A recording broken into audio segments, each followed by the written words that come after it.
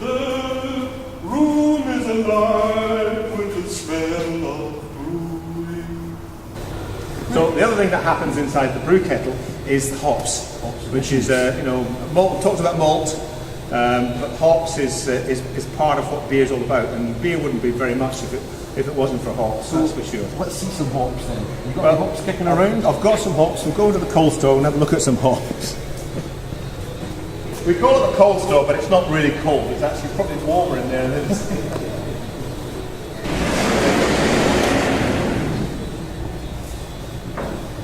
So what we've got in here is beer. Beer of all sorts. These are the hops that we use. You got through there? Mm-hmm. You're right there, Ewan. Excellent stuff. Cool. Got enough light in here, so you can see Cascade. Cascade, which is a major component of Ossian, and the hops that we're using. This is what hops look like for those that don't know what hops look like. This is a variety called Sussex, which we had for a trial brew a few years ago, I have to confess. And that's what's the just grab that one. There's a good example. Little they look like little pine cones, little green pine cones. What we are smelling is lovely. It's more like, it's like Roquefort cheese. Lovely cheesy aromas because this is just to show people what they look like. But oxidized hops get very cheesy aromas. If I were making a lambic, the lambic beers from near Brussels, that's the one where you open them up. You open up the FV and you just let wild yeast settle on it. Basically, that's how they used to. Absolutely. Wild yeast and bacteria will ferment that wort, and there's lots of different kinds. Plus, there's brewing yeast in there as well, but just by coincidence. They don't want the bitterness in hops. They don't want aromas. They want the antibacterial property of the hops, which still stays in the hops even after they're 3-4 years old, and the lambic brewers actually buy stale hops, or they'll buy them fresh and then keep them for years and years, because what they want is that antibacterial quality rather than the actual aromas.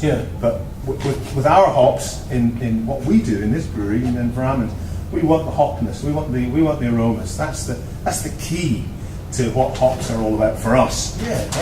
So we've how many varieties we're using? 1, 2, 3, 4, 5, 6, 7, 8, 9 at the moment. Is it all leaf hops? No. Watch yourself, Andy. What happened there? It was an earthquake. No, it's someone out at the beer store. They're all hop pellets. You use pellets as well. We used to use hop. That is a serious bag of pellets. 20 kilo bag. So this is Cascade. Get a look in there, Andy. So all they are the pellets, and they've just been put through a mill, basically like sausages. And that's the reason they're this sort of very short sausage shape. They come out of they go through. So are these T90 or T45? These are T90s. T90. Which means there's basically 90% of the hop there. But what we get in pellets. We have to use pellets because of the type of brew kettle that we have. We don't have a hop filter in it or a hop sieve, so basically it's a whirlpool kettle. And what that means is when you put the hops in and boil them up, you basically, instead of me getting a big spoon and stirring it like we do with our tea leaves in the teapot, there's a pump which pumps the wort out and around at a tangent, and it just basically is the same thing as stirring the wort. At the end of the boil, what happens then is all that protein trub and the hop pellets sink to the bottom and sink to the centre of the kettle it's supposed to be a cone, according to Albert Einstein. But in reality it's just a big lump, but it's in the middle of the floor of the kettle. And that's because of the whirlpool action of it. What happens if you next time you put tea leaves in the teapot and stir it and then leave it for 5 minutes, open the lid and have a look inside, you'll see there's a little pile of tea leaves in the centre of the teapot, not at the sides. and that's where we draw the wort off. So there's our pile of hops and trub, and the trub is the word we use for that protein hop break. Yeah, okay. And all that settles in the centre, and then out here, that's where the hole is to draw the wort out to send it on to the heat exchanger and the fermenters. And is there any kind of filtration for little bits of hop pellet that may be missed by that? Not really. We know we can see it's all clear. Yeah. It all settles. It's That's just really one of the wonders of science. What a great world we live in. Quality. So hop pellets, when we were in our first brewery, this is a new brewery that we built 3 years ago, and we bought the kit second hand from the Skipton Copper Dragon Brewery. So we didn't actually buy it from Bavaria. It says that name on the top. Yeah. It's actually made in Hungary. Hungarian manufacturer, but Bavarian brewery technology sounds nice. Yeah, but it's good kit, and we like the engineering of it. But that brew kettle, we have to use hop pellets with it. But we were using hop flowers in the old brewery, which we had a 10 barrel brewery, which we basically built ourselves, right. And that was all hop flowers. But we have to use pellets. Do you think you get a better flavour from pellets? Now, that's a good question. I've got friends who work for all sorts of breweries around the world, and a very small proportion of them, 2 of them, think that pellets are better, and 2 of them think that flowers or hop cones are better, and the other 67 of us think that doesn't make any difference. I must admit, I've used pellets and I've used whole flowers, and I think pellets, for what I'm doing, I see much better results with them. But another hop point that I was going to ask you about was, so you do kettle additions as any brewery would. We put our hops only into the kettle. Into the kettle? Yeah, before the end of the boil, 2 minutes before, and at knockout, as we call it, basically when they turn the steam off or turn the gas off or flame out, pull the plug out. Yeah, flame it. Yeah. What is electric? I wanted to ask you about dry hopping. Dry hopping, yes. What are your thoughts? Do you do dry hopping? We don't do any dry hopping at all. Mainly because when we were in the old brewery, our first brewery, how do we get the pellets out? Because we were using cone hop, leaf hops, we sometimes call them in the business, but because we're using whole hops, how do we get whole hops out of the tank? Yeah. It's a small 1.5 inch hole, and there's a valve at the end, and it's a bit complicated getting them out. We can use hop bags and all the rest of it, but we didn't have enough tanks to allow the time. You want at least 2 weeks of time for a hop character. We call it dry hopping, it's really wet. Yeah, you're right. Yeah, I don't know why it's called dry hopping. It just is. In the tank or the vessel or the receptacle, whether it's a 9-gallon firkin or a barrel or a 5-barrel tank or even bigger, you need 2 weeks for the flavours to develop. But we've never done it. We never really had the time or the ability to do it before. We thought about dry hopping into the casks, but then there's the problem. It's like 1 spoon for you, 1 spoon for me, and 1 spoon for the pot. Yeah. Tea leaves. Yeah. And you think, where do all these tea leaves come from when you empty out the teapot? And it's not the best way to do that down the sink.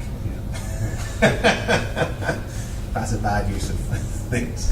But the real thing for us was, how do we get those hops out of the, make sure all those hops are out of the cask, because there's only a small hole. It's quite easy putting in dry hopping in caskets. They use biscuits, which is basically a 1 ounce compressed leaf hop or cone hops compressed into, basically looks like a digestive biscuit, except it's green. And that's a 1 ounce, so you get a 1 ounce biscuit, and it fits in the shive hole. Here's this hole here on a cask here. That one is the shive. The one on the top here is a keystone. Right. And when you're filling the cask, you're filling it there, and the hop biscuit fits just inside that hole, and then you'll put the bung on, bang, away she goes. But then you're still got to get those hops out because it suddenly become this big mass inside. Yeah. It's possible, but it's when we started, it was we're starting from this very small base, and to eventually got those hops out. It takes a lot of water to get the hops out. Bit of a pain, really, wouldn't it? So we decided that we didn't want to do that. We can do better things with doing kettle hopping, putting hops in 20 minutes, 10 minutes, 2 minutes, no minutes, 5 minutes after the kettle's finished, and stirring them in. So we've tried lots of different things over the years, and we're happy with what we're doing. Yeah. But it's not to say that we never say no, because you never know what the future brings. I'm never going to do that. Oh no.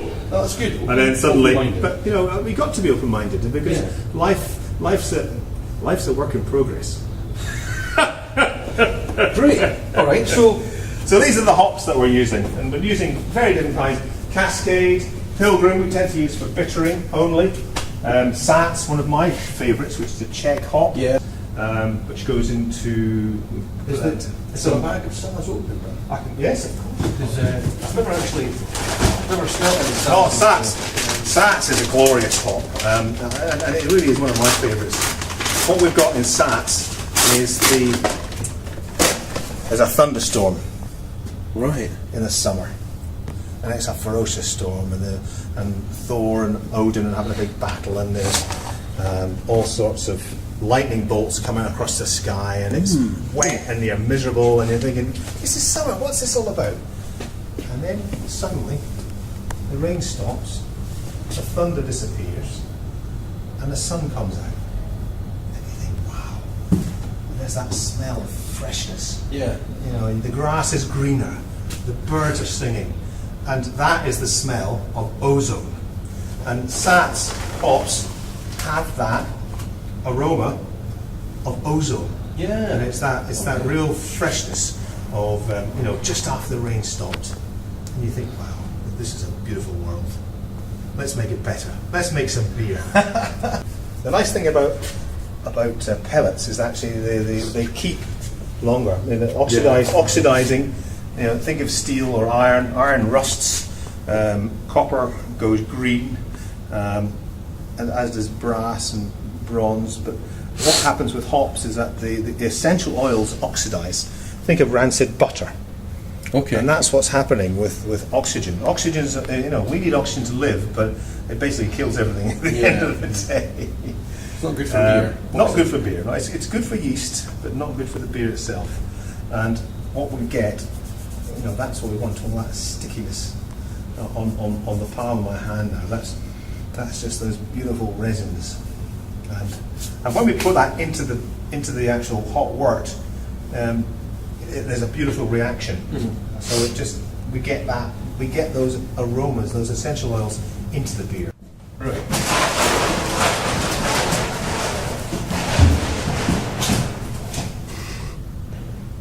Where's he going?